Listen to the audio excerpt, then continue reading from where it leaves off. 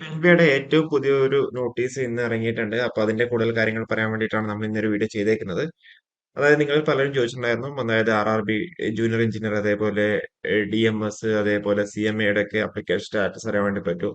നമ്മൾ ആപ്ലിക്കേഷൻ അവർ provisionally accept ചെയ്തു അല്ലെങ്കിൽ റിജക്ട് ചെയ്തു, എന്തുകൊണ്ടാണ് റിജക്ട് ചെയ്തേക്കുന്നത്, അതേപോലെ കണ്ടീഷണലി ആക്സെപ്റ്റഡ് ആണോ എന്നുള്ള കാര്യങ്ങളൊക്കെ അറിയാൻ വേണ്ടി പറ്റുന്നില്ലായിരുന്നു. അപ്പോൾ റെയിൽവേ അതിന്റെ നോട്ടീസ് ഇന്ന് ഇപ്പൊ ഡീറ്റെയിൽ ആയിട്ട് തന്നെ ഇറക്കിയിട്ടുണ്ട്. നിങ്ങൾ എന്ത് ചെയ്യാൻ വേണ്ടി പറ്റും, നാളെ തൊട്ട് അതായത് 23/10/2024 തൊട്ട് എന്ത് ചെയ്യാം, നിങ്ങൾക്ക് നിങ്ങളുടെ ആ ഒരു RRBയുടെ സൈറ്റിൽ കയറി കഴിഞ്ഞാൽ നിങ്ങൾക്ക് എന്താ ക്രെഡൻഷ്യൽസ് വെച്ച്, ലോഗിൻ ക്രെഡൻഷ്യൽസ് വെച്ചിട്ട് എന്ത് ചെയ്യാം, നിങ്ങൾക്ക് കയറി കഴിഞ്ഞാൽ ആ ഒരു നിങ്ങളുടെ ആപ്ലിക്കേഷൻ സ്റ്റാറ്റസ് നിങ്ങൾക്ക് അറിയാൻ വേണ്ടി പറ്റും. ഓക്കെ, അതായത് പ്രൊവിഷണൽ ആക്സെപ്റ്റഡ് ആണോ, അല്ലെങ്കിൽ പ്രൊവിഷണൽ ആക്സെപ്റ്റഡ് വിത്ത് കണ്ടീഷൻസ് ആണോ, അല്ലെങ്കിൽ റിജക്റ്റഡ് ആണോ, റിജക്റ്റ് ആണെങ്കിൽ എന്താണ് റീസൺ എന്നുള്ള കാര്യങ്ങളൊക്കെ എന്ത് ചെയ്യാം, നിങ്ങൾക്ക് നിങ്ങളുടെ ആ ഒരു അക്കൗണ്ടിലേക്ക് കയറിയിട്ട് എന്ത് ചെയ്യാം, ലോഗിൻ ചെയ്ത് കഴിഞ്ഞാൽ നിങ്ങൾക്ക് അവിടെ കാണാൻ വേണ്ടി പറ്റുന്നുണ്ടാവും. നാളെ 23 അപ്പൊ 23 തൊട്ട് എന്ത് ചെയ്യാം, നിങ്ങൾക്ക് ഇത് ലിങ്ക് എന്തായിരിക്കും, ഇതിന്റെ ലിങ്ക് ആക്റ്റീവ് ആയിട്ടുണ്ടാവും.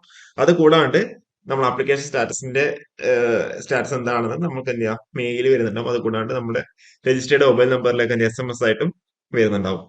ഓക്കെ, അപ്പോൾ നമ്മൾ ആ ഒരു മെയിൽ ഐഡിയും അതേപോലെ SMS ആയിട്ട് നമ്മുടെ രജിസ്റ്റേർഡ് മൊബൈൽ നമ്പറിലേക്ക് എന്ത് ചെയ്യാം, ആപ്ലിക്കേഷൻ സ്റ്റാറ്റസ് വരുന്നുണ്ടാവും. അപ്പോൾ എന്തെങ്കിലും സെർവർ എന്തെങ്കിലും നെറ്റ്വർക്ക് ഇഷ്യൂസ് ഉണ്ടെന്നുണ്ടെങ്കിൽ വരുന്നുണ്ടാവില്ല. അപ്പൊ അതിന് പകരം എന്താ, നിങ്ങൾ ജസ്റ്റ് ഒന്ന് റെയിൽവേയുടെ സൈറ്റിൽ കയറി കഴിഞ്ഞാൽ എന്ത് ചെയ്യാം,